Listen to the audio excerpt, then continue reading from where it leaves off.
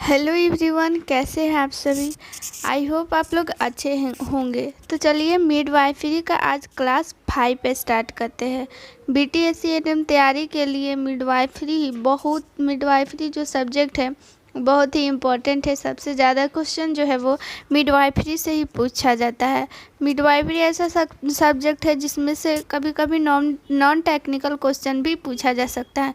Non technical question में science आता है तो उसमें जो है मिडवाइफरी का क्वेश्चन कभी कभी आ जाता है। तो मिडवाइफरी एक बहुत ही इम्पॉर्टेंट सब्जेक्ट है। तो BTS की परीक्षा की तैयारी के लिए आप लोग ये क्लास ज़रूर से ज़रूर ज्वाइन कीजिए और वीडियो को पूरा देखिए। आज का क्लास जो है बहुत ही इम्पॉर्टेंट होने वाला है क्योंकि इसमें जो है प्रीवियस ईयर क्वेश्चन हम लोग करेंगे और प्रीवियस ईयर क्वेश्चन आप लोग को पता है बहुत ही इम्पोर्टेंट होता है। ये आने वाली जितनी भी वैकेंसी है BTS के लिए बहुत ही इम्पोर्टेंट है। तो चलिए अब क्लास को स्टार्ट करते हैं।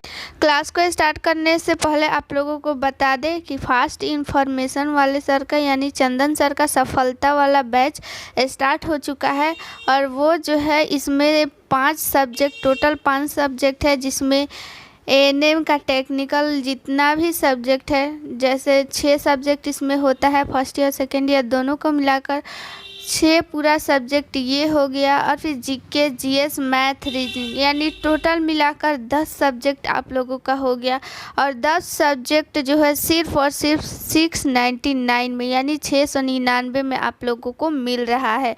और ये क्लास आप लोगों का पूरा 1 साल तक वैलिड होगा, यानी 1 साल तक वो आप लोग जो भी कोर्स परचेज कीजिएगा तो 1 साल तक आप लोगों का मोबाइल में रहेगा। BTS नौकरी तैयारी के लिए ये सफलता बैच बहुत ही इम्पोर्टेंट है। आप लोगों को अगर ये कोर्स लेना है या फिर आप लोग नोट्स भी लेना है तो आप लोग इस नंबर पे मैसेज कर सकती हैं, व्हाट्सअप कर सकती है, या फिर आप लोग जो है इस पे कॉल भी कर सकती हैं। कॉल भी करके आप लोग इन्फॉर्मेशन ले सकती हैं और अपना आप लोगों को जो है कोई भी अगर दिक्कत आ भी रही होगी आप लोग जो है प्ले स्टोर से फास्ट इन्फॉर्मेशन जो है चैनल आप लोग इंस्टॉल करके फिर जो है कोर्स को एक्टिव कर सकती है। या फिर आप लोगों को नहीं कुछ भी समझ में आ रहा है तो इस नंबर पे आप लोग कॉल कर लीजिए।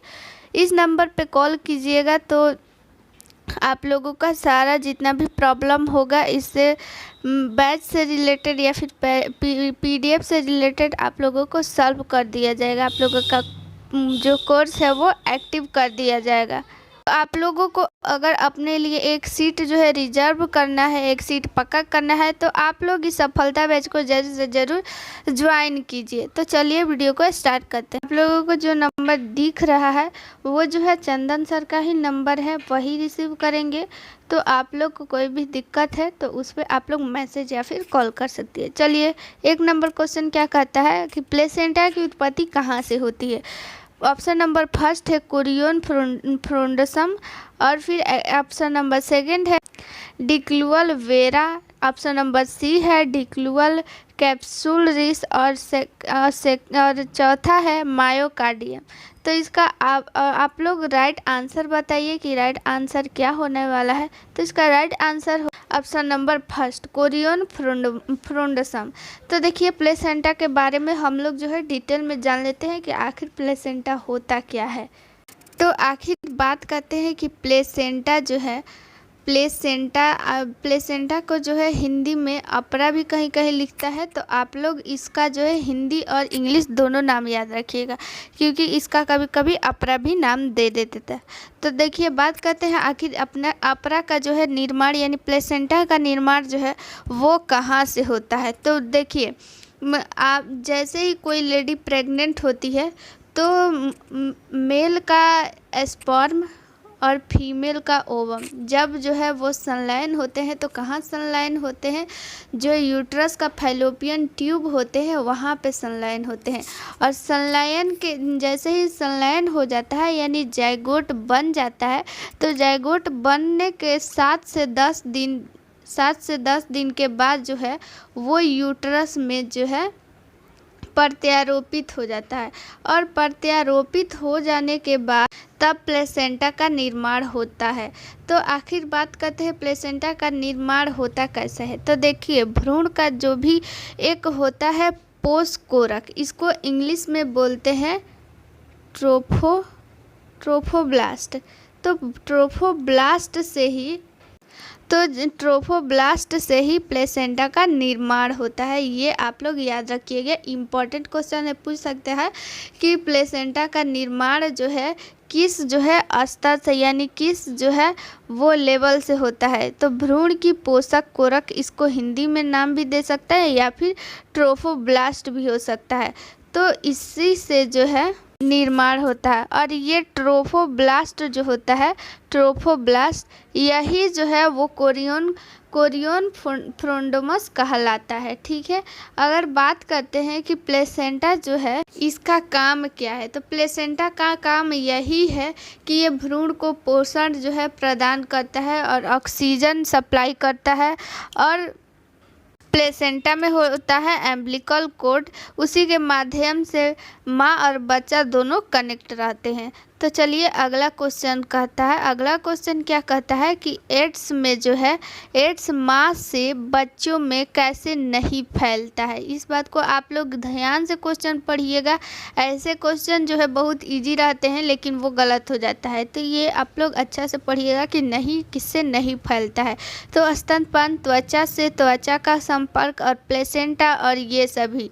तो इसका आप लोग राइट आंसर जो है आप लोग कमेंट करते जाइएगा और फिर आप लोगों को आंसर हम बता देंगे। तो इसका राइट आंसर होगा त्वचा से त्वचा का संपर्क। देखिए किससे नहीं फैलता है, स्तनपान से भी फैल सकता है या फिर प्लेसेंटा से भी फैल सकता है, क्योंकि प्लेसेंटा जो है माँ का जो भी ब्लड होता है उससे कनेक्ट रहता है, तो इससे भी फैल सकता है। देखिए जब भी कोई लेडी प्रेग्नेंट होती है तो फर्स्ट टाइम जब भी आती है टीटी का लेने या फिर जो भी फर्स्ट जांच करवाने, तो उस समय जो है एड्स का जांच होता है, एड्स का भी जांच होता है। तो एड्स का जांच अगर उसका जो है पॉजिटिव आता है, अगर पॉजिटिव आता है तो उसको जो है 6 मंथ का दवा चलाया जाता है। और 6 मंथ के दवा चलाने के बाद जो है वो जो है 99% ये श्योर हो जाती है कि बच्चा का वो नहीं हो सकता है, लेकिन फिर भी 1% जो है वो चांस रहता है कि बच्चा को भी फैल सकता है। और वो किस से फैल सकता है, स्तनपान से, प्लेसेंटा से भी फैल सकता है। देखिए अगर ये क्वेश्चन भी पूछ सकता है, इम्पोर्टेंट है कि प्लेसेंटा में जो है कितना आर्टरी और कितना वेन होता है। तो देखिए आर्टरी की बात करें तो 2 आर्टरी होता है और 1 वेन होता है। वेन मतलब सीरा, आर्टरी मतलब क्या, धमनी। ठीक है, अगला क्वेश्चन देखते हैं। अगला क्वेश्चन क्या कहता है कि प्रसव के दौरान ब्रीच प्रेजेंटेशन में सबसे बड़ा खतरा क्या होता है।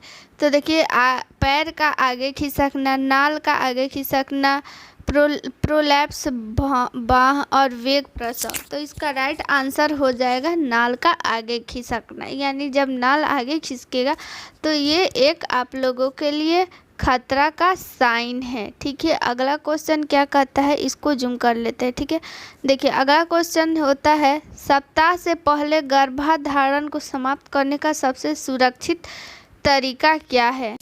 तो ये क्वेश्चन जो है वो अधूरा है, इसमें नहीं लिखा हुआ है कितना सप्ताह से। तो चलिए आगे देखते हैं, आगे क्वेश्चन देख लेते हैं क्या कह रहा है कि गर्भावस्था के दौरान शारीरिक एनीमिया का परिणाम क्या है। रक्त की मात्रा में वृद्धि, आहार सेवन में कमी, पहली तिमाही के बाद एरिथ्रियोपोसिस में कमी, माँ के लीवर पर विषहरण की बढ़ती मांग। तो इसका राइट आंसर आप लोगों का क्या होगा। देखिए क्वेश्चन क्या कह रहा है कि गर्भाधारण के दौरान शारीरिक एनीमिया का क्या कारण है, यानी एनीमिया क्यों होता है। तो इसमें जो है ऑप्शन नंबर यहाँ पे होगा रक्त मात्रा में कमी, यानी जब कमी होगा तब ना एनीमिया होगा, इसमें ऑप्शन गलत है। ठीक है, तो इसमें रक्त मात्रा में आखिर एनीमिया क्यों होता है। ब्लड में जो है हीमोग्लोबिन का कमी से जो है एनीमिया होता है। और हीमोग्लोबिन में किस तत्व की कमी से, आयरन की कमी से, आयरन की कमी से एनीमिया होता है। ठीक है, अगला क्वेश्चन देख लेते हैं कि प्लेसेंटा के सबसे बाहरी झिल्ली जो है वो कौन सा होता है। एमनियन, कोरियन और जर्दी थैली और बीजपत्र। तो इसका राइट आंसर आप लोग बताइए। इसका राइट आंसर हो जाए कोरियन। तो देखिए बात करते हैं कि इस कोरियन आखिर जो है वो क्या होता है। तो देखिए प्लेसेंटा जो हो गया, प्लेसेंटा हो गया, प्लेसेंटा का सबसे बाहरी झिल्ली हो गया कोरियन। और ये जो है इसका ये बहुत ही मोटी और अपारदर्शी अपारदर्शी झिल्ली होती है। अपारदर्शी मतलब जिसके आर पार नहीं देखा जा सकता है।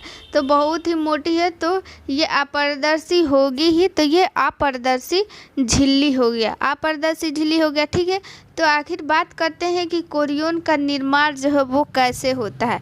तो देखिए ये जो है प्लेसेंटा में ही होता है। प्लेसेंटा का निर्माण आप लोगों को बताए थे कि कैसे होता है, ट्रोपोप्लास्ट लेयर से। तो इसका भी निर्माण जो है कोरियन का निर्माण भी ट्रोपोप्लास्ट लेयर से ही होगा। अगला क्वेश्चन कहता है महिला की डिलीवरी के समय मिड लाइन एपिसिटियोमी की गई थी। एपिसिटियोमी का प्राथमिक उद्देश्य क्या है? ऑप्शन नंबर फर्स्ट है संदस लगने की अनुमति दे, योनि के उद्घाटन को बड़ा करे, घावों की संभावना को खत्म करे, यहाँ करें नहीं होगा, यहाँ सिजेरियन जन्म की आवश्यकता को समाप्त करना। तो इसका राइट आंसर यही हो जाएगा ऑप्शन नंबर डी कि सिजेरियन की जो है सिजेरियन जन्म की आवश्यकता को समाप्त करना। अगला क्वेश्चन देखिए क्या कहता है, इसको जो है थोड़ा सा ये हो गया। चलिए अगला क्वेश्चन पढ़ लीजिए आप लोग, हम भी पढ़ देते हैं। एक महिला का आज सुबह प्रसव हुआ है क्योंकि यह उसका पहला बच्चा है। निम्नलिखित में से कौन सा लक्ष्य सबसे उपयुक्त है?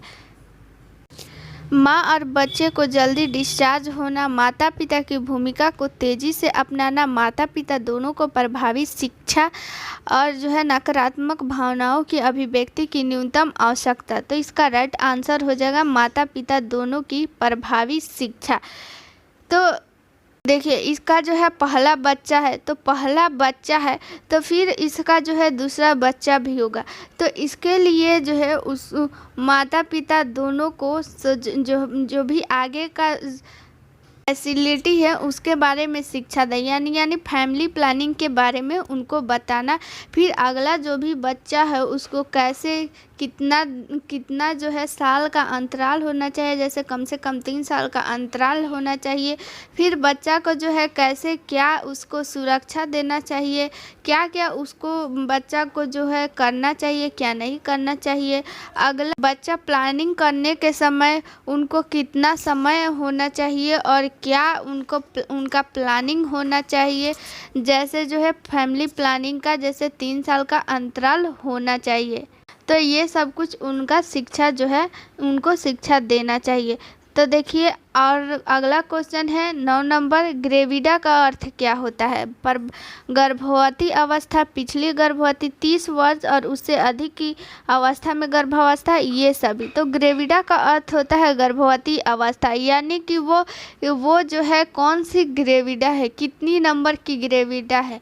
देखिए मान लीजिए कि उसके जो है 2 बच्चे हैं और फिर से वो प्रेग्नेंट है, तो वो कितनी नंबर की ग्रेविडा है, यानी गर्भवती अवस्था वो कितना है, कितना नंबर का। तो ग्रेविडा नंबर ये 3 हो जाएगी क्योंकि 2 पहले से बच्चा है और फिर ये जो है फिर 1 हो गया तो 3।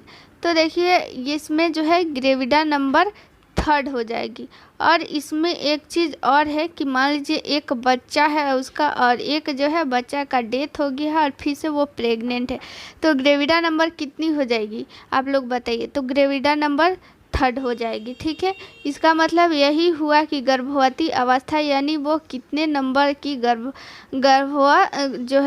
धारण की है। ठीक है, अगला क्वेश्चन देखिए क्या कहता है। अगला क्वेश्चन कहता है गर्भाशय नली और अंडाशय के विकार क्या कहा जाता है? ऑप्शन नंबर फर्स्ट है तीव्र सल्पिंगिटिस और ऑप्शन नंबर बी है स्थानिक गर्भावस्था, ट्यूमर, उपरोक्त सभी। तो इसका राइट आंसर क्या हो जाए? उपरोक्त सभी, यानी सभी के सभी जो है वो गर्भाशय और अंडाशय के विकार है, यानी कि दोष है, यानी कि बीमारी है। ठीक है, अगला क्वेश्चन क्या कहता है भ्रूण को भोजन की आपूर्ति कहाँ से मिलती है?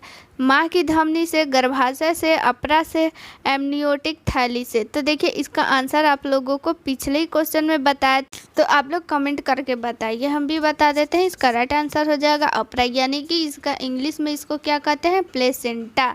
ठीक है। अगला क्वेश्चन देखिए 12 नंबर क्वेश्चन क्या कहता है, भ्रूण के संकट के जो है वो लक्षण कौन कौन से हैं, यानी कौन सा लक्षण है जिससे हम लोग मानेंगे कि भ्रूण जो है यानी कि जो बच्चा है वो संकट में है। भ्रूण के हृदय की ध्वनि अनियमित होती है, मिकोनियम रंजित शराब।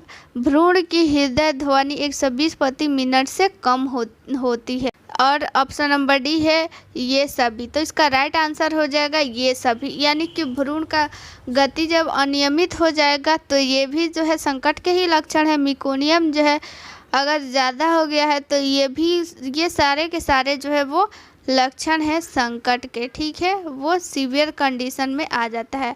और अब देखिए अगला क्वेश्चन क्या कहता है, एक मरीज प्री एक्लेम्सिया से एडेम्पसिया की ओर बढ़ रहा है, तो नर्स की पहली कार्रवाई क्या होनी चाहिए। देखिए ऑप्शन नंबर फर्स्ट कह रहा है कि फेस मास्क द्वारा ऑक्सीजन का प्रबंध करे, साफ करे और खुले वायु मार्ग के रूप में बनाए रखे, मैग्नीशियम सल्फेट को अंतःस्रावी रूप से प्रशासित करे, रक्तचाप और भ्रूण की गति का आकलन करे।